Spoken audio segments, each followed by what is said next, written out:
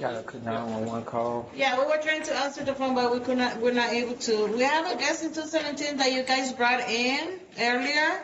She's making She's in 217? Yes. And she's saying that someone was trying to, but the customer barely was checking in when she was blaming that he was trying to. Okay. On March 17th, 2024, officers responded to a hotel for a call that sounds terrifying on paper. A woman claiming she had been attacked by another guest. In the hierarchy of police calls, this is near the top of the list, prompting a heightened response where officers arrive with adrenaline pumping, ready to secure a crime scene and protect a traumatized victim.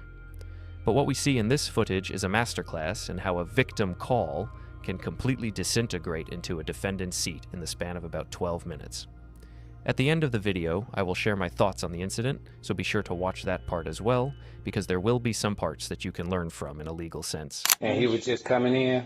Okay. I was checking him in at that moment, and she said he was in his room trying to record. See how people make that stuff and then people get in trouble? Yes, ma'am. All right, thank you. One police.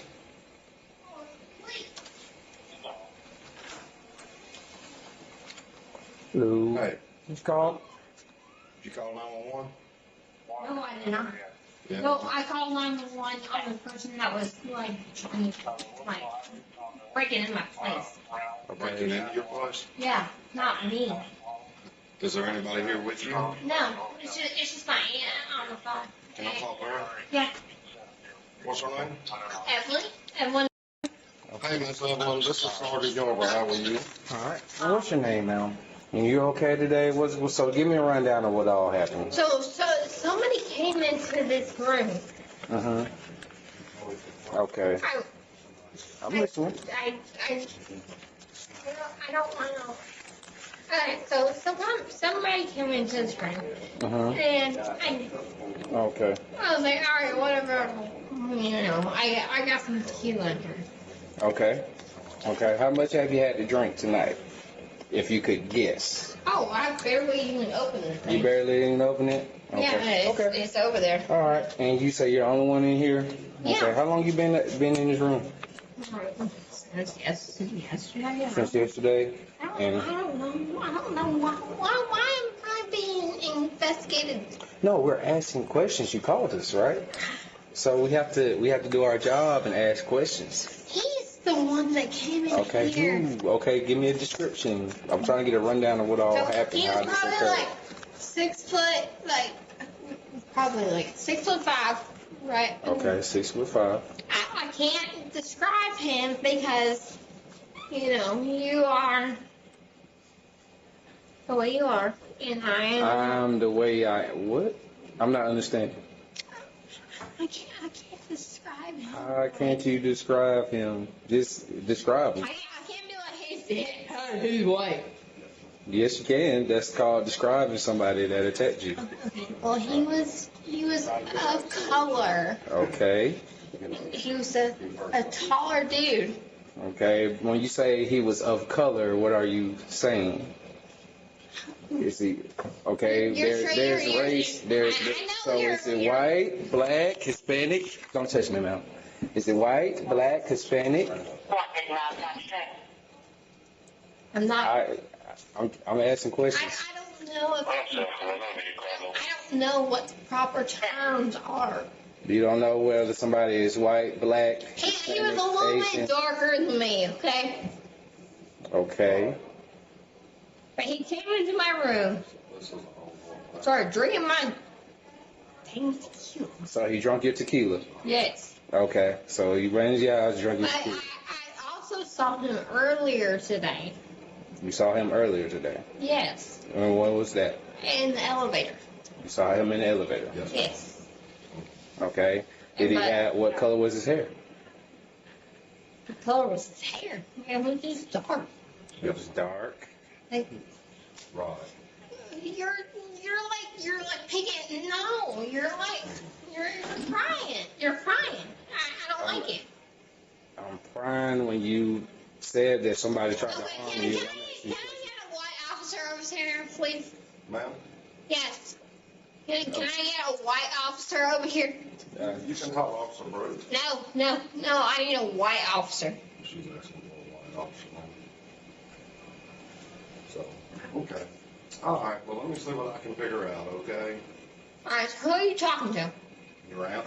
Yeah. All right, so what's going on? This dude came into my room and like tried to almost hit me. Who? That I can't. I'm not saying it on y'all's body cams.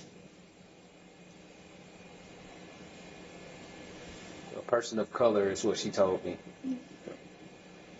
Why won't you say it on the body camera?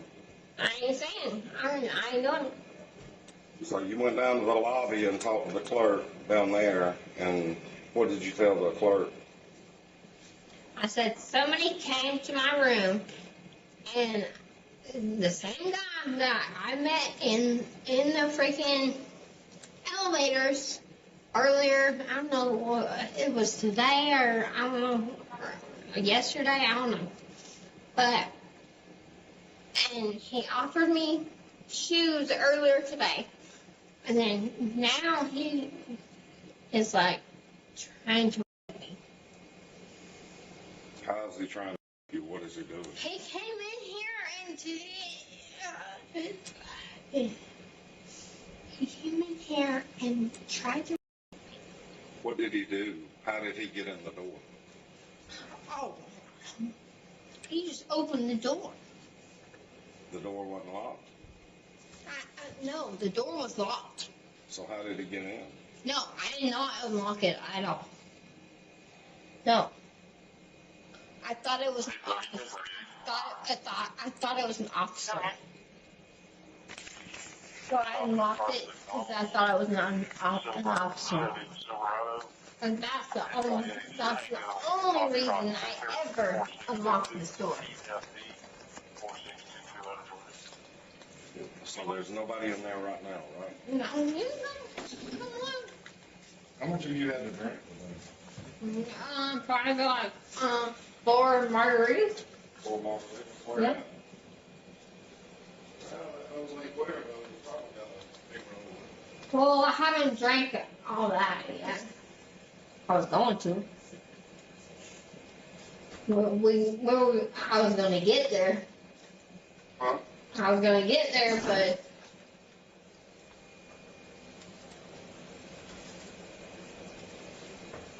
I'm going to open the refrigerator and everything. No, I'm just looking where anybody could hide. Make sure nobody was in there. I got it. I was trying to open this while I open home the door. So what is our plan for tonight? What are we gonna do? I'm just going to bed. Here's your phone. Are we done calling 911? Yeah. Tell that dude to stay away from this damn freaking If I knew who he was, I would. 217. Huh? 137 Center Street. You don't know who he was? I wasn't here. You can't give me no good description. You said you wouldn't tell us on Bodycam. Mm-hmm. Yes, ma'am. What? What do I have? How old are you? I'm 32, but I know what the fuck. So he's like this tall, but I can't say Yes, you can. no, I can't say anything.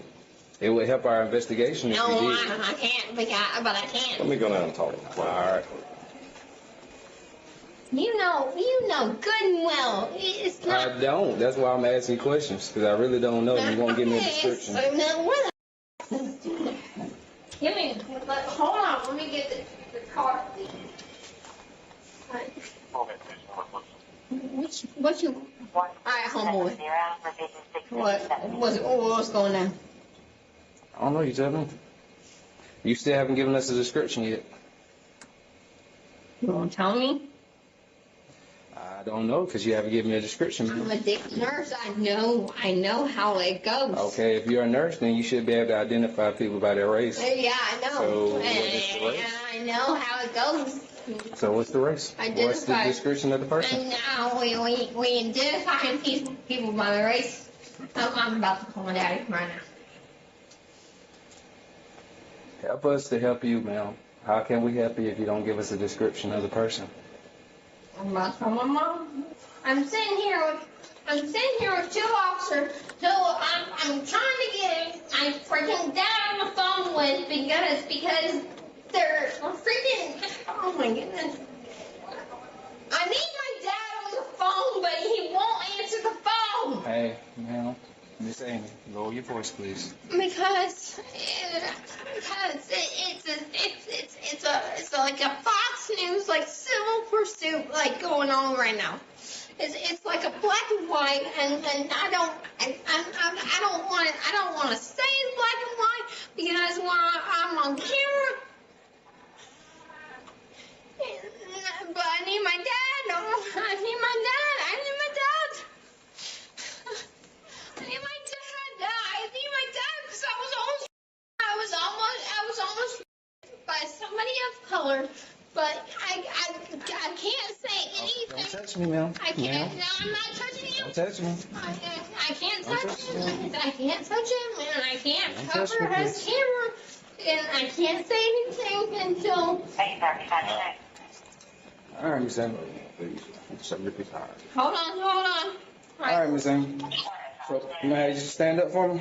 Turn around. I'm holding. I got you. I need you. Just stand up. Turn around for me. Turn around for me. No. Stop.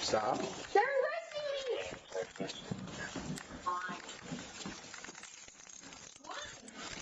I'll explain everything to you in just a minute. Why?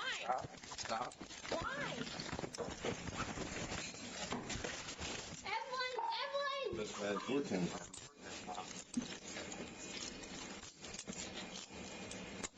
Stop. Don't break your wrist. What are you arresting me for? What are you arresting me for? You got smaller wrists, so it needs to be still so it don't get broke. Yeah. What am I getting arrested for? Explain everything to you in just a moment, okay? No, I know. I need to know right now. Because You're gonna check and make sure you don't have any weapons on you, any I ain't got nothing. I ain't got nothing but his freaking shirt and pants on. Evelyn, help me! Call my lawyer! All right. Evelyn! Yeah, where your shoes at? I don't want no shoes. All right. What are you arresting me for? I'll explain everything to you when we get there. No, damn! You tell me right now. Here, we're gonna put your shoes on, okay? No, what are you arresting me for? Get the rap. Yes, I have the right to. What are you arresting me for? Shoe on. Oh my God! What are you arresting me for? Go on, put your shoe on. What are you arresting me All right, for? let's walk. Public intoxication. Get public intoxication, disturbing the peace, okay?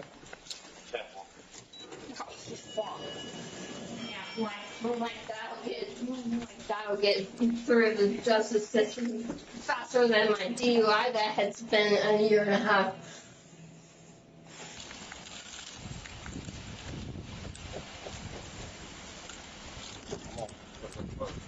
All right. I don't know how to get in here. Yep, just take your time. The incident begins before the officers even knock on the door, starting with the dispatch information versus the reality on the ground. When the officers walk into the lobby, the narrative hits an immediate speed bump. The hotel staff explains that the attacker was barely checking in when the caller started blaming him for trying to assault her. The staff clarifies that the accused man was simply entering his own room. Right off the bat, we have reasonable suspicion warring with witness credibility. The officers have a legal duty to investigate the 911 call. They cannot just take the clerk's word for it and leave, because if there is a genuine victim upstairs and they leave based on the clerk's opinion, the liability would be astronomical. However, the clerk is a sober, third-party witness, providing a rational explanation, which sets the stage for the officers to walk up those stairs with healthy skepticism. They are now in fact-finding mode rather than tactical entry mode, needing to figure out if this is a crime or a misunderstanding.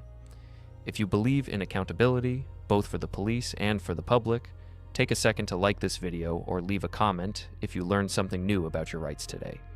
It helps us keep these educational breakdowns coming, and it helps the algorithm show this to more people who need to understand how these interactions actually work. When the officers make contact with the woman in room 217, the investigation begins in earnest. Watch how they approach her. They are calm, asking open-ended questions like, "Give me a rundown of what all happened." This is a standard interview technique designed to get a subject to commit to a story before the officers start poking holes in it. She says, "Somebody came into this room," but then immediately pivots to talking about her alcohol, pointing to a bottle of key lime tequila. The officer asks the million-dollar question, "How much have you had to drink tonight?" Her answer, "I barely even opened it," is practically universal code in body cam footage for, "I am significantly impaired." The officers aren't asking this to judge her lifestyle. They are asking to establish competency. If a victim is highly intoxicated, their ability to recall details, identify suspects, and provide a statement that will hold up in court is severely compromised. It doesn't mean a crime didn't happen, as drunk people get attacked too, but it means the officers need physical evidence because the victim's word is shaky. Then comes the description of the event. She claims he is the one that came in, but when the officer asks for a description, the wheels fall off the wagon. She describes him as 6 feet 5 inches, and then stops, refusing to give further details because you know you are the way you are. This is the first major red flag that the caller is focused on something other than the crime. A person who has just been terrified by an intruder usually wants that intruder caught. They will scream details about a red shirt, a beard, or a scar. Instead, she starts playing a game, refusing to describe his race and acting terrified to say anything specific. At this exact moment, when she refuses to describe the man who allegedly broke into her room, would you, as the officer, assume she is lying or just scared? We have to talk about the elephant in the room because the subject brings it up repeatedly. The officers on scene appear to be black, the subject is black, and the alleged attacker is described vaguely as of color. Suddenly she asks, "Can I get a white officer over here, please?" It is vital to understand the legal reality of this request. You do not have the right to choose the race, gender, or specific identity of the police officer responding to your 911 call. When you dial 911, you get the next available unit. Demanding a white officer does two things instantly. First, it destroys sympathy by making the caller look belligerent and focused on racial politics rather than the emergency she reported. Second, it signals non-compliance, telling the officers she is not going to cooperate with them. The officer's response is professional. He simply repeats the request to confirm he heard it right, noting it for his report later to show he was trying to help while she created barriers. She then claims she can't describe the suspect because it's like a Fox News-like civil pursuit, and she doesn't want to say it's black and white on camera. This is a fascinating psychological moment where she is more worried about the optics of accusing a black man on a body camera than she is about the fact that she just claimed a man broke into her room to attack her. From an investigator's perspective, this screams false report. Real victims do not care about the optics of the police report. They care about immediate safety. People who are making things up, or who are severely intoxicated and paranoid, worry about how the story sounds to a hypothetical audience. She repeatedly says, "I'm not saying it on y'all's body cams," which brings up a common misconception. Many people believe they can dictate when a body camera is on or off. In a private home, sometimes officers have discretion to turn it off during a sensitive interview. But in a hotel room where they are investigating a potential violent crime and the subject is being uncooperative and intoxicated, that camera stays on. It protects everyone. Her refusal to speak on camera is a tactical error because if a crime occurred, the recording preserves her statement immediately after the event. By refusing to speak on camera, she is essentially refusing to provide a witness statement. Without a statement, and without physical evidence like a broken door or injuries, the officers have literally no crime to investigate.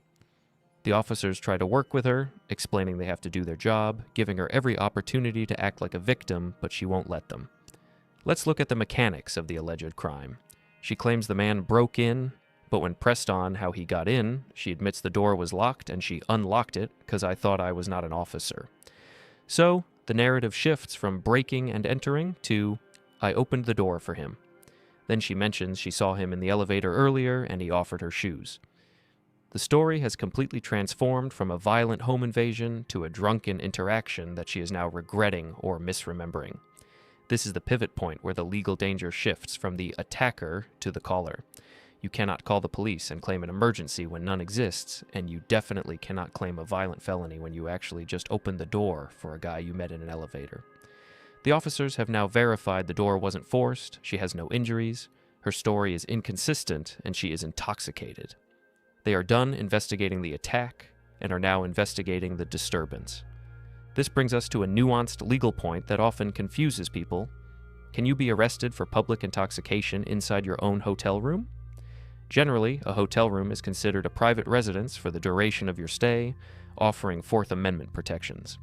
You can drink a bottle of tequila in your room, and as long as you stay there and don't bother anyone, the police generally can't touch you.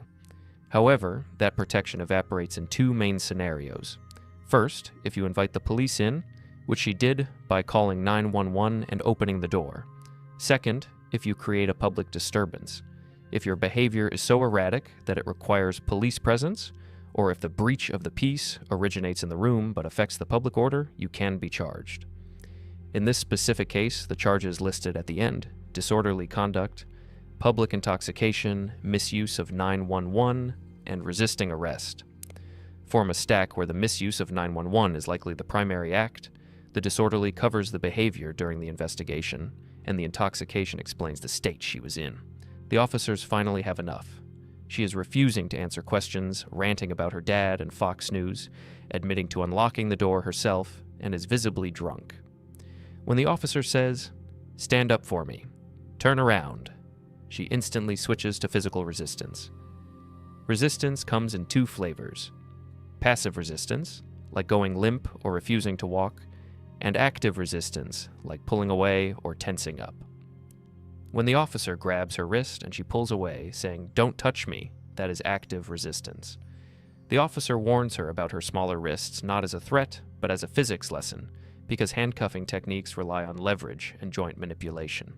If you thrash around while an officer is applying torque to your wrist, you are going to hurt yourself. Do you think the officer should have just left her there to sleep it off, or was the arrest necessary given the false 911 call and demand for a white officer? Does that change your opinion on whether she deserved a warning versus handcuffs? I want to circle back to her specific ranting about Fox News and civil pursuit, because it gives us a glimpse into the mindset that leads to these charges. This is someone who is terminally online, viewing her real-life emergency through the lens of a cable news segment. She is worried about how the character of the victim looks to an audience. This is fatal in a police interaction. When you are dealing with cops, you need to be in the moment and factual: who, what, where, when, why. The moment you start talking about optics, narratives, or how this looks, you are signaling to the officer that you are manipulating the truth. Police officers are human lie detectors who deal with liars all day long. When someone prioritizes the politics of the crime over the facts of the crime, the officer knows the crime probably didn't happen.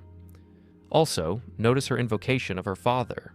Calling for your parents when you are a 32-year-old adult being arrested for drunk and disorderly conduct is a regression behavior often seen with high levels of intoxication, reinforcing the officer's decision that she is not in a state to care for herself. Let's critique the officer's tactics. They gave her nearly 10 minutes to explain herself, asked the same questions multiple times, ignored the insults, and only logged the request for a white officer without getting baited. They did not immediately arrest her. They tried to verify the attack, asked about the door, and asked about the suspect. They only moved to arrest when it became clear she was wasting their time and unable to care for herself. Critically, the officer says, "Help us to help you, ma'am." This is the key phrase. Police cannot investigate a crime if the victim won't describe the suspect. By refusing to describe the suspect, she ended the investigation herself. The officers literally had nothing else they could do except arrest her or leave her, and leaving a highly intoxicated woman who just made a false 911 call alone in a hotel room where she might call again or cause more issues isn't a great option for liability. The final charges, disorderly conduct, public intoxication, misuse of 911, and resisting arrest, are a stack that could ruin anyone's week. Usually, the misuse of 911 is the primary act, The disorderly is the behavior during the investigation. The intoxication is the state she was in. The resisting is what happened when the cuffs came out. Any one of these is bad, but all four together mean a very expensive lawyer bill and a permanent criminal record, all because she couldn't handle her tequila and decided to role-play a victim. The misuse of 911 charge is the one that should scare you the most. Police resources are finite. When you call 911 for a fake attack because you're drunk and emotional, you are pulling officers away from real car accidents, real robberies, and real medical emergencies. Courts take this very seriously. It is not a prank. It is a crime against the community. So, what have we learned from this hotel room disaster? First, don't drink and dial. If you are intoxicated, your perception of reality is skewed, and you might think someone broke in when you actually invited them in. If you call 911 drunk, be prepared for the police to investigate you just as much as the other guy. Second, cooperation is currency. If you are a victim, you want the police to know who did it. Refusing to describe the suspect, demanding a different officer based on race, or refusing to speak on Bodycam are all giant red flags that tell the police you are not a credible victim. Third, the white officer demand always backfires. It makes you look prejudiced, entitled, and irrational, instantly aligning the officers against you because you are insulting their colleague based on skin color. Finally, the body cam is non-negotiable. You cannot order the police to turn off their cameras during a criminal investigation in a hotel room. Accept that you are being recorded and use it to your advantage by giving a clear, calm statement. If you act irrational on camera, the camera will convict you.